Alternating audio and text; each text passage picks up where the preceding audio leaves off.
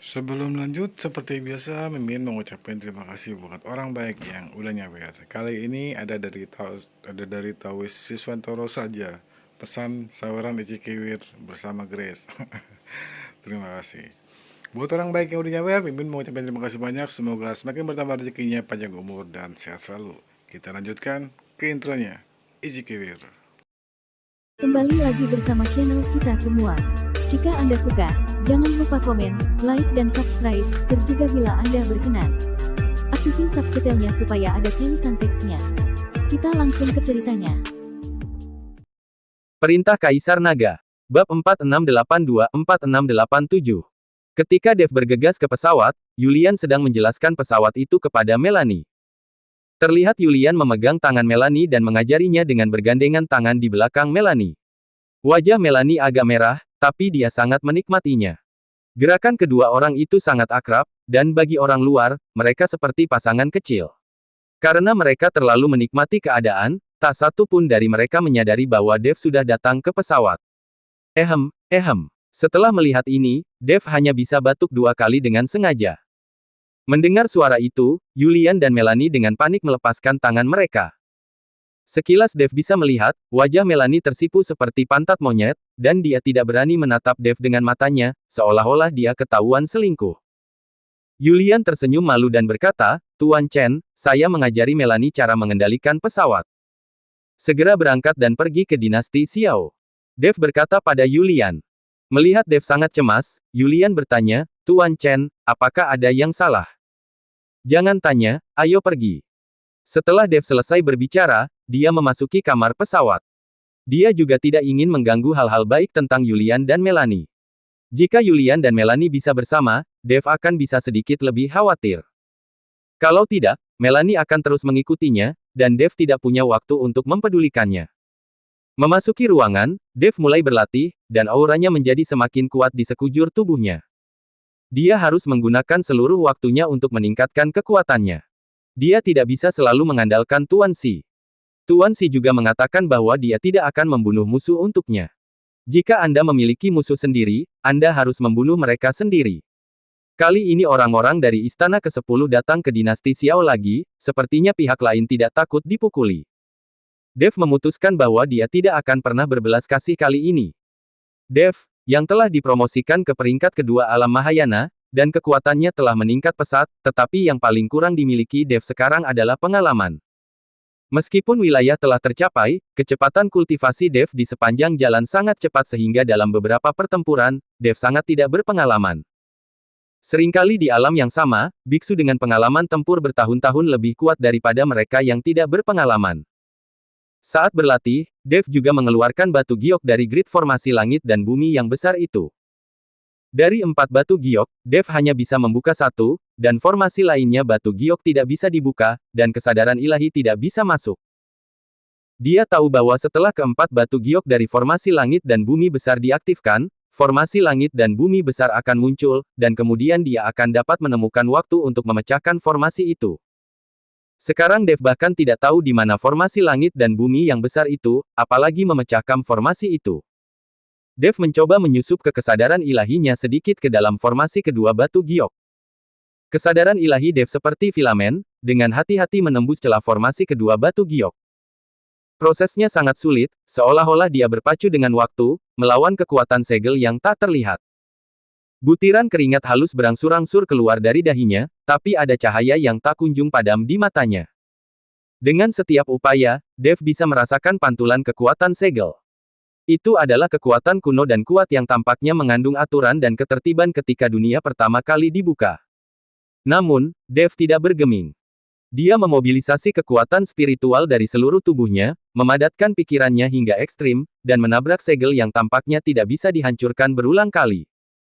Tepat ketika Dev hampir kelelahan, dia tiba-tiba menangkap peluang yang tidak kentara.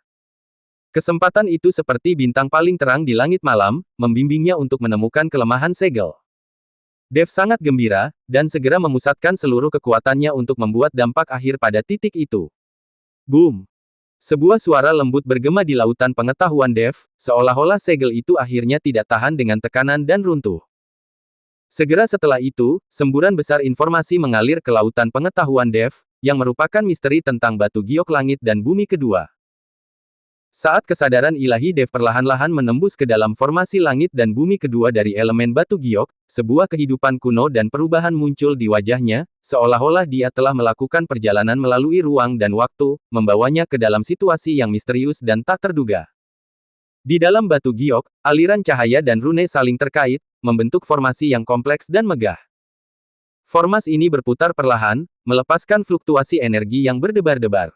Dev tenggelam dalam dunia yang dibangun dengan metode formasi ini. Pikirannya bergerak dengan cahaya dan bayangan yang mengalir, mencoba menangkap setiap perubahan halus dan memahami makna di balik setiap rune.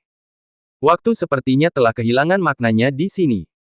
Dev hanya merasa bahwa dia tampaknya beresonansi dengan dunia ini, dan setiap aura memiliki hubungan yang halus dengan formasi di sekitarnya. Lambat laun, ia mulai menyadari esensi dari formasi langit dan bumi yang besar ini bukan hanya formasi yang digunakan untuk penyegelan, tetapi juga pemahaman yang mendalam dan penerapan hukum-hukum alam antara langit dan bumi. Setiap rune adalah simulasi akurat dari aturan langit dan bumi, dan seluruh formasi adalah kumpulan dari simulasi ini, yang dapat memobilisasi kekuatan langit dan bumi untuk mencapai efek yang hampir ajaib. Dalam pemahaman ini, Dev menemukan bahwa untuk benar-benar menguasai dan memecahkan formasi langit dan bumi yang besar, kekuatan atau keterampilan saja tidak cukup. Kuncinya terletak pada persepsi dan adaptasi kekuatan tak kasat mata antara langit dan bumi. Apa yang perlu dia lakukan tidak hanya belajar bagaimana mengatur atau menginspirasi formasi seperti itu, tetapi yang lebih penting, belajar bagaimana hidup berdampingan secara harmonis dengan alam dan mendapatkan kekuatan darinya untuk melawan mereka yang melanggar eksistensi hukum alam. Saat Dev tenggelam dalam pemahaman yang mendalam ini, waktu dari dunia luar berlalu dengan tenang. Tiba-tiba, getaran yang kuat mengganggu perenungannya. Dev menarik pikirannya dan menemukan bahwa dia tidak hanya berhasil membuka formasi kedua batu giok, tetapi juga keadaan pikiran dan pemahamannya tentang formasi tersebut telah membuat lompatan kualitatif. Dev tidak tahu bahwa saat dia memecahkan formasi kedua batu giok, sebuah penglihatan tentang surga yang turun dari langit di atas dunia surga dan manusia muncul, dan sepertinya ada sosok dalam cahaya itu, seolah-olah itu adalah dunia lain. Tetapi penglihatan ini menghilang hanya dalam sekejap, dan Dev tidak banyak melihatnya. Tapi ini sudah cukup untuk mengejutkan banyak biksu dari alam surgawi, seperti batu besar yang dilempar ke danau yang tenang. Banyak kekuatan tersembunyi di dunia surga dan manusia juga telah mengungkapkan status mereka saat ini. Tapi Dev tidak mengetahui hal ini. Setelah menggerakkan otot dan tulangnya, dia keluar dari ruangan. Setelah berjalan keluar ruangan, Dev melihat Yulian dan Melanie berdiri di dek pesawat, melihat cakrawala di kejauhan, Yulian sepertinya memberitahu Melanie sesuatu. Dev hanya tersenyum dan tidak mengganggu mereka berdua. Yulian telah mengikutinya selama ini. Dengan ditemani Melanie kali ini, mungkin dia tidak akan terlalu kesepian. Selain itu, Melanie tidak lagi merasa sendirian, dan dia dapat dianggap telah memiliki rumah. Pesawat telah memasuki kawasan dinasti Xiao dan perlahan mendarat di kota kekaisaran. Kaisar Xiao membawa McKinley bersamanya, serta para menteri dinasti Xiao, yang semuanya sudah mengantri untuk menyambutnya. Untuk dinasti Xiao, Dev adalah seorang bangsawan. Tanpa Dev, bagaimana dinasti Xiao bisa mendapatkan keberuntungan Tuan Xi selama ribuan tahun? Pada saat ini, Gabriel, yang berada di luar kota kekaisaran, perlahan membuka matanya, tersenyum tipis, dan berkata, "Dia datang." "Bagaimana kamu tahu?" Kimberly bertanya tanpa bisa dijelaskan. "Perasaan." Gabriel perlahan bangkit dari batu besar, dan tubuhnya menghilang dalam sekejap. Kimberly juga memimpin orang-orangnya untuk mengikuti dengan cermat dan memasuki kota kekaisaran. Setelah pesawat mendarat, Dev membawa Yulian dan Melanie keluar dari pesawat, dan Kaisar Xiao membawa semua orang untuk segera menyambutnya. Sambutan besar itu mengejutkan Melanie. Dia tidak menyangka Dev begitu dihormati di dunia ini. "Tuan Chen, istana ke-10 itu." Kaisar Xiao berjalan dengan cepat, dan hendak memberitahu Dev dengan membicarakan situasi orang-orang dari istana ke-10. Tapi Dev melambaikan tangannya, lalu berbalik untuk melihat kehampaan itu, dan berkata pelan, "Tak perlu dikatakan, mereka ada di sini." Terlihat kehampaan bergetar beberapa saat, dan kemudian sosok Gabriel perlahan muncul, dan di sebelah Gabriel ada Kimberly. Di belakang mereka ada 12 biksu berpakaian hitam tingkat 5 alam Mahayana, masing-masing memegang pedang, penuh dengan niat membunuh. Thomas mengikuti para biksu berpakaian hitam ini. Meskipun dia tidak bisa pergi, dia bersembunyi jauh. Dev mengikuti Gabriel itu dan saling memandang, dan keduanya sedikit mengerutkan kening pada saat yang bersamaan. Tingkat kedua alam Mahayana. Gabriel mengerutkan kening dan berkata, karena dia mendapat kabar bahwa Dev hanyalah seorang biksu tingkat 9 alam kesengsaraan transendensi, bagaimana sekarang bisa menjadi tingkat kedua alam Mahayana? Dia pikir dia telah melihat pada orang yang salah. Lagi pula, Gabriel juga belum pernah melihat Dev. Ketika Kaisar Xiao melihat ini, dia juga terkejut. Dia tidak menyadarinya barusan. Pada saat ini, dia menemukan bahwa hanya dalam beberapa hari, alam Dev telah ditingkatkan ke tingkat kedua alam Mahayana. Kecepatan peningkatan ini sungguh luar biasa. Thomas, yang mengikuti pada akhirnya, juga membuat mulutnya kaget pada saat ini, dan dagunya hampir jatuh.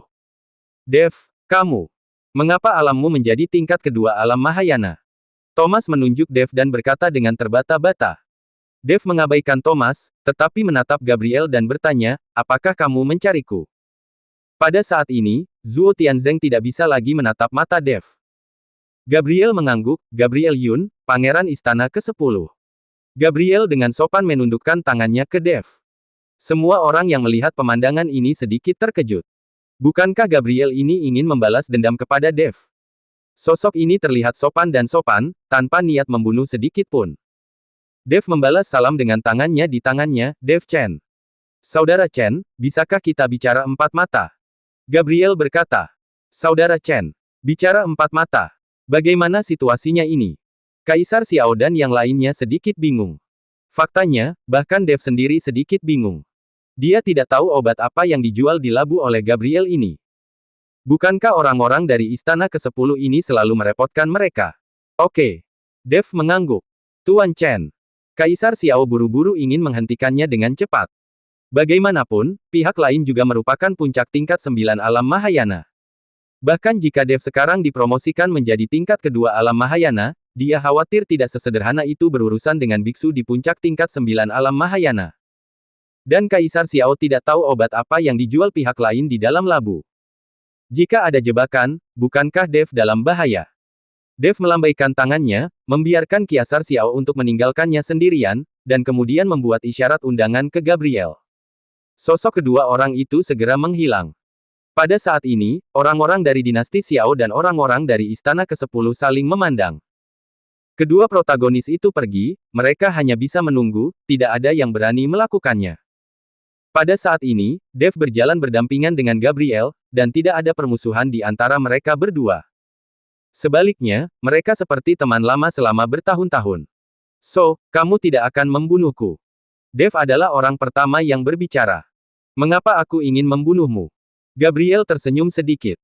Aku telah membunuh Rota. Dev tidak menyembunyikannya sama sekali.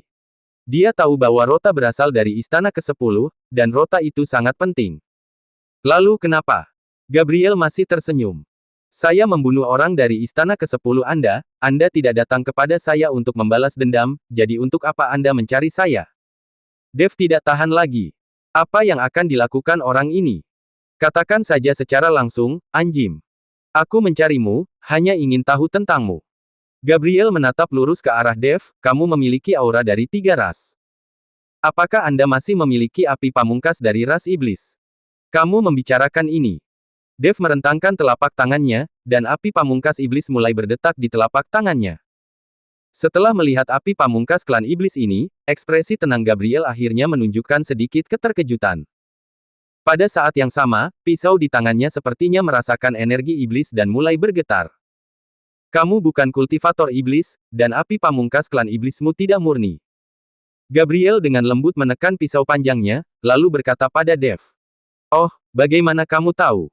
Dev sedikit terkejut. Api pamungkasnya saat ini bukanlah api pamungkas iblis murni, tetapi perpaduan dari beberapa api pamungkas. Tanpa diduga, Gabriel ini bisa melihatnya sekilas. Saya telah melihat api pamungkas iblis murni sebelumnya, dan tidak seperti ini. Gabriel berkata. Dev sedikit mengerutkan kening. Dia tidak menyangka bahwa orang-orang dari Istana ke-10 ini pernah berurusan dengan klan iblis sebelumnya. Tuan Si di belakangmu adalah anggota klan iblis. Gabriel bertanya. Sekarang Dev memiliki api pamungkas dari klan iblis, kemungkinan besar pendukung di belakangnya adalah seorang kultivator iblis. Dev menggelengkan kepalanya, bukan. Lalu siapa dia? Gabriel benar-benar ingin tahu siapa orang yang bisa membunuh Rota dan membangkitkannya. Tidak buruk membunuh Rota. Jika dia benar-benar menggerakkan tangannya, dia juga memiliki kemampuan untuk membunuh Rota itu. Jangan melihat keduanya sebagai puncak tingkat 9 alam Mahayana, tapi Gabriel adalah putra penguasa istana ke-10. Pedang di tangannya bukanlah apa yang bisa dimiliki Rota. Ketika wilayahnya sama, persaingannya adalah pengalaman dan senjata ajaib. Tapi Rota terbunuh dan kemudian dibangkitkan, yang agak keterlaluan, bahkan ayahnya, penguasa istana ke-10, tidak bisa melakukannya. Saya tidak tahu. Dev masih menggelengkan kepalanya. Gabriel mengerutkan kening dan menatap Dev dengan tegas, kamu tidak tahu siapa pendukungmu sendiri. Gabriel tidak mempercayainya, bagaimanapun juga, Tuan Xi adalah orang yang mendukung Dev. Bagaimana mungkin Dev tidak tahu identitas pihak lain? Tapi Dev tidak berbicara, dia benar-benar tidak tahu apa identitas Tuan Xi. Dev dulunya sangat penasaran, ingin tahu dan selalu ingin mengetahui tentang identitas Tuan Xi. Tapi sekarang, Dev tidak penasaran sama sekali, dia hanya tahu bahwa Tuan Xi adalah salah satu orang terbaik baginya. Dan tidak ada hal lain yang penting. Saya tidak tahu. Dev menggelengkan kepalanya lagi. Gabriel menatap Dev dan tidak bertanya lagi. Apakah Dev benar-benar tidak tahu atau tidak ingin mengatakan pada dirinya sendiri, Gabriel tahu bahwa dia bertanya lagi, itu akan sia-sia. Kamu bukan seorang biksi dari dunia surga dan manusia, kan? Gabriel bertanya tiba-tiba. Dev terkejut, lalu mengangguk. Dia tidak mengerti bagaimana Gabriel bisa mengatakan ini, sepertinya dia tidak berbeda dengan para biksu di dunia surgawi dan manusia.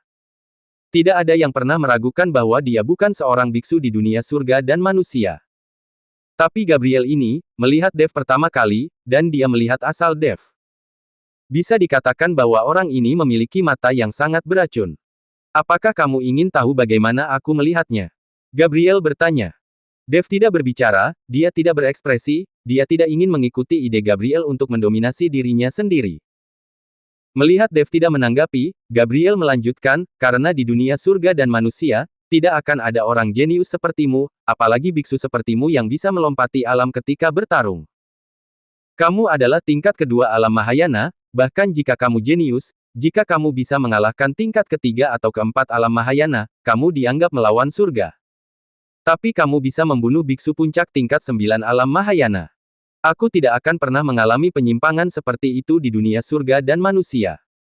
Gabriel berkata dengan sangat percaya diri, dan melihat ekspresi percaya diri Gabriel, Dev hanya tersenyum. Sebagai anggota klan Protoss, kepercayaan diri Gabriel adalah yang paling terkendali. Bagaimanapun, para biksu Protoss semuanya adalah makhluk sombong dengan mata di atas puncak. Diperkirakan ketika orang lain datang, mereka tidak akan membicarakan hal ini dengan Dev, jadi mereka akan mulai bertarung secara langsung. Kamu bisa bertanya padaku sekarang, itu adil. Gabriel berkata pada Dev. Organisasi apa istana ke-10 Anda? Apa tujuannya? Dev bertanya. Dev juga sangat penasaran dengan istana yang terdiri dari Protoss tersebut, dan ingin tahu seperti apa organisasi istana ke-10 ini. Apa tujuan dari komposisi istana ini, dan apakah itu terkait dengan perang antara dewa dan iblis? Saya tidak tahu. Gabriel menggelengkan kepalanya. Dev terkejut, dan kemudian terus bertanya, siapa penguasa dari ke-10 istana Anda? Kecuali istana ke-10 Anda, di mana 9 istana lainnya? Saya juga tidak tahu. Gabriel masih menggelengkan kepalanya. Dev menatap Gabriel dengan keraguan di matanya. Orang ini, dia tidak sengaja belajar dari dirinya sendiri, dia tidak tahu apa-apa, kan? Dia benar-benar tidak tahu, dia tidak tahu identitas Tuan Xi. Tidak berbohong. Kalau begitu, kamu harus tahu apa kekuatan penguasa 10 istana itu, kan? Dev terus bertanya. Gabriel terus menggelengkan kepalanya, saya tidak tahu, saya rasa ayah saya juga tidak tahu. Bukannya saya tidak ingin menjawab pertanyaan-pertanyaan Anda, tetapi saya memang tidak dapat menjawabnya. Okelah kalau begitu. Dev melihat ekspresi Gabriel dan tahu bahwa orang ini tidak berbohong. 10 istana ini sepertinya benar-benar hierarkis, jadi tidak mungkin bagi orang-orang di bawah untuk memahami hal di atas, dan tidak ada cara untuk memulai.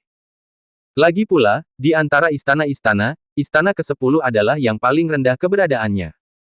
Sekarang kita berdua sudah saling mengenal, dan tujuanmu telah tercapai, bisakah kita pergi?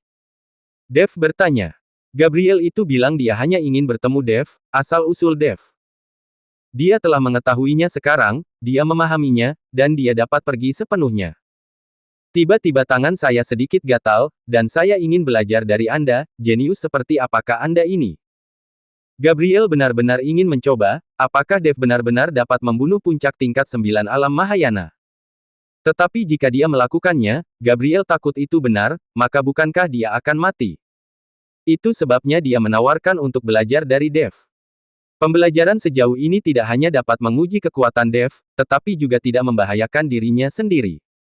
Dev menatap Gabriel dan langsung tertawa. Dia sudah melihat melalui pemikiran Gabriel yang cermat. Tapi Dev tidak takut, jadi dia mengangguk dan berkata, "Oke. Tapi saya punya satu syarat. Mustahil bagi Dev untuk membiarkan Gabriel ini memanfaatkannya dengan sia-sia. Orang ini sedang mempermainkan, dan Dev tidak bodoh." "Syarat apa?" Gabriel bertanya. "Ayo bertaruh dengan beberapa sumber daya, jika itu hanya pertarungan sederhana, itu tidak ada artinya."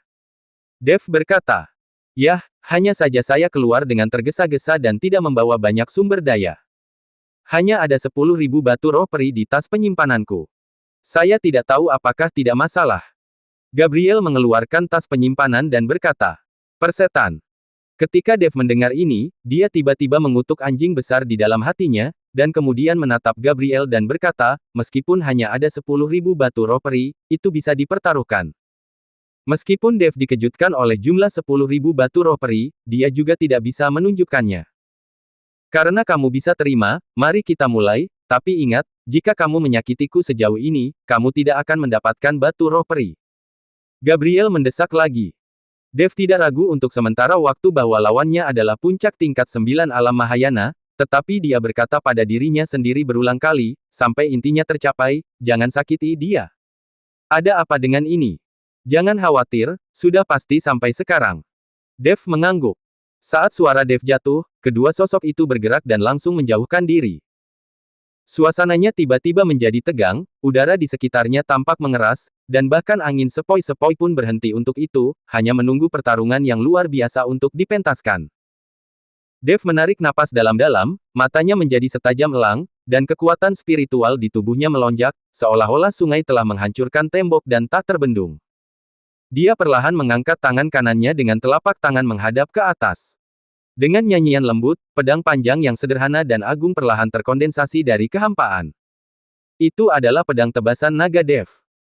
Tubuh pedang berputar dengan cahaya hijau samar, dan suara aura naga samar-samar bergema, mengungkapkan aura dominan yang menebas segalanya dan tidak ada apa-apanya. Setelah melihat ini, pupil Gabriel tiba-tiba menyusut, dan ekspresi yang tidak dapat dipercaya muncul di wajahnya. Sebagai putra penguasa istana ke-10, dia memiliki pengetahuan yang luas dan secara alami mengenali pedang tebasan naga yang luar biasa. "Itu. Apakah itu pedangmu?" Ada getaran dalam suara Gabriel, dan dia jelas terkejut karena Dev mengeluarkan pedang tebasan naga. "Ya, pedang tebasan naga milikku." Dev tersenyum dan berdiri memegang pedang, dikelilingi oleh kekuatan spiritual, seperti pedang tak tertandingi yang akan terhunus. "Tidak heran kamu bisa membunuh Rota. Sepertinya ada hubungannya dengan pedangmu, tapi pedang di tanganku tidak biasa." Kekuatan spiritual di tubuh Gabriel juga mendidih, dan pisau panjang di tangannya bersinar terang, seolah-olah nyala api yang mengamuk melompat ke bilahnya. Pertempuran hampir berakhir, sosok Gabriel seperti listrik, berubah menjadi aliran cahaya dan menerkam Dev. Dengan suara angin yang bersiul dan nyala api yang menyala-nyala, pisau panjang itu menebas Dev dengan ganas. Sosok Dev berbalik dengan ringan, dan dengan lambaian lembut pedang tebasan naga, pedang itu seringan naga, dengan cerdik menyelesaikan serangan Gabriel menjadi tembus pandang. Pada saat yang sama, ujung pedang menyentuh tanah dan memantul dengan paksa untuk membawa Gabriel langsung ke intinya. Mereka berdua datang dan pergi, bayangan pedang, cahaya pedang saling terkait, dan setiap tabrakan disertai dengan raungan, mengaduk lapisan gelombang udara, dan ruang di sekitarnya tampak terkoyak oleh kekuatan ini. Pedang Gabriel memiliki kekuatan yang tak tertandingi, sementara pedang tebasan naga Dev sangat gesit, terkadang berubah menjadi naga hijau yang membumbung tinggi selama 9 hari, dan terkadang berubah menjadi hujan pedang, yang kedap udara dan memusingkan. Seiring berjalannya waktu, pertempuran menjadi lebih intens, dan kecepatan serta kekuatan mereka berdua meningkat hingga ekstrim, dan setiap konfrontasi menjadi menakutkan. Meskipun wilayah Gabriel lebih tinggi daripada Dev, dia secara bertahap jatuh ke dalam posisi yang kurang menguntungkan di depan ketajaman pedang tebasan naga dan ilmu pedang Dev yang luar biasa. Akhirnya, setelah tabrakan sengit, Gabriel secara tidak sengaja mengungkap kekurangannya, dan itu dilihat oleh Dev. Pedang tebasan naga seperti ular roh yang keluar dari lubang, menembus pertahanan Gabriel dengan sudut yang luar biasa. Ujung pedang menyentuh bahunya dengan ringan, meninggalkan bekas pedang yang dangkal. Kemudian Dev dengan cepat menutup pedangnya dan semuanya menjadi tenang. Saya kalah. Gabriel berdiri dengan pedangnya tertutup, melihat bekas pedang di pundaknya, matanya tidak terima, tetapi sedikit kelegaan dan kekaguman terungkap. Dev tersenyum tipis, memasukkan pedang ke dalam sarungnya dan berkata, "Jika kamu menerimanya, kekuatanmu juga luar biasa. Jika bukan karena intinya, hasilnya masih belum diketahui." Gabriel tersenyum lebar ketika mendengar ini, mengeluarkan 10.000 batu roh peri dari tas penyimpanannya, dan melemparkannya ke Dev. "Saya berani bertaruh. Hari ini Anda mengalahkan saya dengan setengah trik. Batu roh peri ini milikmu." Dev menangkap batu roh peri dan merasakan kekuatan spiritual agung yang terkandung di dalamnya, dan mau tidak mau bersukacita di dalam hatinya. Dia berhasil, dia benar-benar menghasilkan banyak sumber daya. 10.000 batu roh peri, sekarang ada lebih banyak sumber daya untuk terus berkultivasi nanti. Dev sengaja hanya mengalahkan Gabriel dengan setengah trik, karena dia tidak ingin Gabriel menebak kekuatannya yang sebenarnya. Dentang. Pada saat ini, suara pecah yang tajam tiba-tiba bergema di antara langit dan bumi, dan kemudian pisau di tangan Gabriel langsung pecah menjadi beberapa bagian dan jatuh ke tanah. Hanya ada pegangan tersisa di tangan Gabriel, yang terlihat sangat lucu. Melihat gagang pisau langsung di tangannya, Gabriel terdiam untuk waktu yang lama. Sialan. Tiba-tiba, bahasa kotor keluar dari mulut Gabriel. Dev tersenyum tipis, "Maaf, pisaumu terlalu lemah." Pada saat ini, Gabriel sama menjijikkannya seolah-olah dia telah memakan seekor lalat. Dia pikir Dev hanya mengalahkannya dengan setengah trik, tapi dia tidak menyangka jarak di antara mereka terlalu jauh.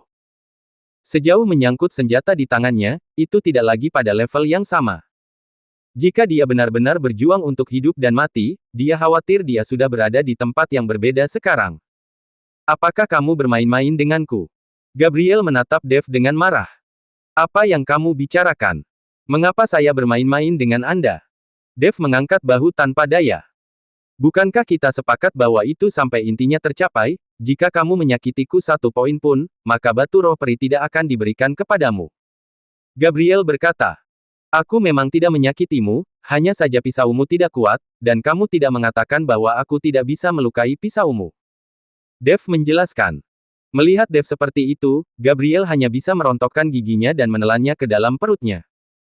Batu roh peri semuanya diberikan kepada Dev, dan sekarang tidak ada gunanya mengatakan apa-apa, belum lagi tidak ada kata-kata tentang senjata sejak awal. Amsyong. Bersambung.